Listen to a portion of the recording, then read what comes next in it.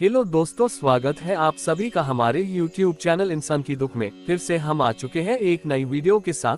इस वीडियो को पूरा जरूर देखिएगा। अगर वीडियो पसंद आए तो चैनल को सब्सक्राइब जरूर कीजिएगा। कुरुक्षेत्र के युद्ध क्षेत्र को विशाल सेनाओं के आवागमन की सुविधा के लिए तैयार किया जा रहा था। उन्होंने हाथियों का इस्तेमाल पेड़ों को उखाड़ने और जमीन साफ करने के लिए किया। ऐसे ही एक पेड़ पर एक गौरैया अपने 4 बच्चों के साथ रहती थी। जब उस पेड़ को उखाड़ा जा रहा था तो उसका घोंसला जमीन पर गिर गया, लेकिन चमत्कारी रूप से उसकी संतानें अनहोनी से बच गई। लेकिन वो अभी बहुत छोटे होने के कारण उड़ने में असमर्थ थे। कमजोर और भयभीत गौरैया मदद के लिए इधर उधर देखती रही। तभी उसने कृष्ण को अर्जुन के साथ वहां आते देखा। वे युद्ध के मैदान की जांच करने और युद्ध की शुरुआत से पहले जीतने की रणनीति तैयार करने के लिए वहां गए थे। उसने कृष्ण के रथ तक पहुंचने के लिए अपने छोटे पंख फड़फड़ाए और किसी प्रकार श्री कृष्ण के पास पहुंची। हे कृष्ण, कृपया मेरे बच्चों को बचाए, क्योंकि लड़ाई शुरू होने पर कल उन्हें कुचल दिया जाएगा। सर्वव्यापी भगवान बोले, मैं तुम्हारी बात सुन रहा हूँ, लेकिन मैं प्रकृति के कानून में हस्तक्षेप नहीं कर सकता।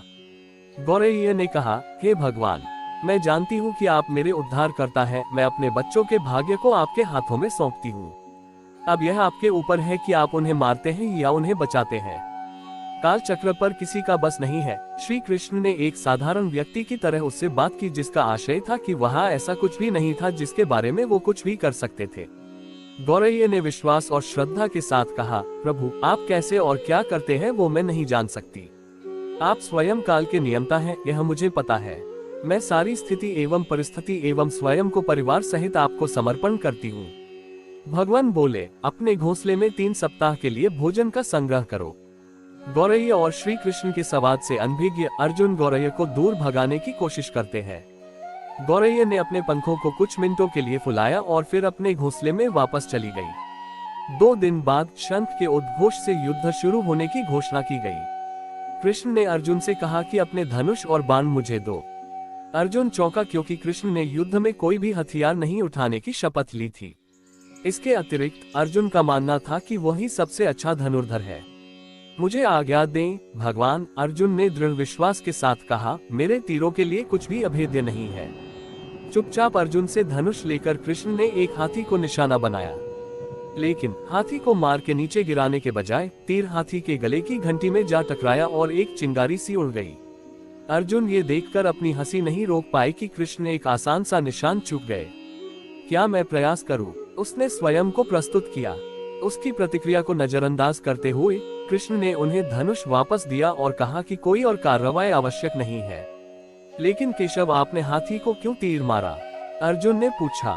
क्योंकि इस हाथी ने उस गौरैया के आश्रय उसके घोंसले को, जो कि एक पेड़ पर था, उसको गिरा दिया था। कौन सी गौरैया? अर्जुन ने पूछा। इसके अतिरिक्त हाथी तो अभी स्वस्थ और जीवित है, केवल घंटी ही टूट कर गिरी है। अर्जुन के सवालों को खारिज करते हुए कृष्ण ने उसे शंख फूंकने का निर्देश दिया। युद्ध शुरू हुआ। अगले 18 दिनों में कई जानें चली गईं। अंत में पांडवों की जीत हुई।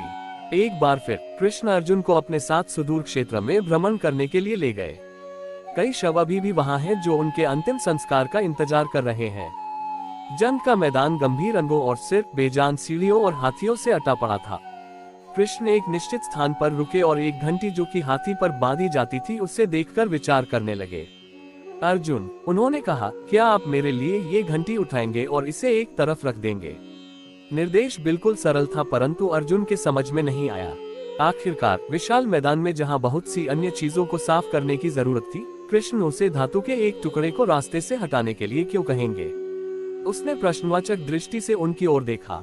हाँ, ये घंटी, कृष्ण ने दोहराया, ये वही घंटी है जो हाथी की गर्दन पर पड़ी थी जिस पर मैंने तीर मारा था। अर्जुन बिना किसी और सवाल के भारी घंटी उठाने के लिए नीचे झुका।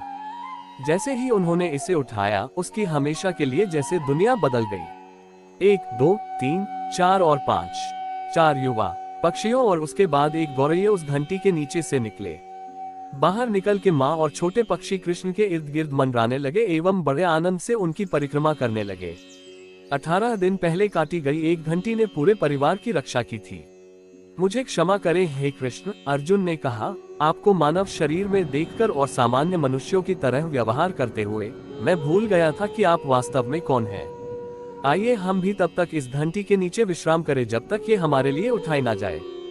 अगर आपको ये हमारी वीडियो पसंद आई हो तो हमारे चैनल को सब्सक्राइब करके बेल आइकन जरूर दबाएं, लाइक शेयर कमेंट करना ना भूलें और कमेंट में जय श्री कृष्णा जरूर लिखें। राधे राधे, धन्यवाद।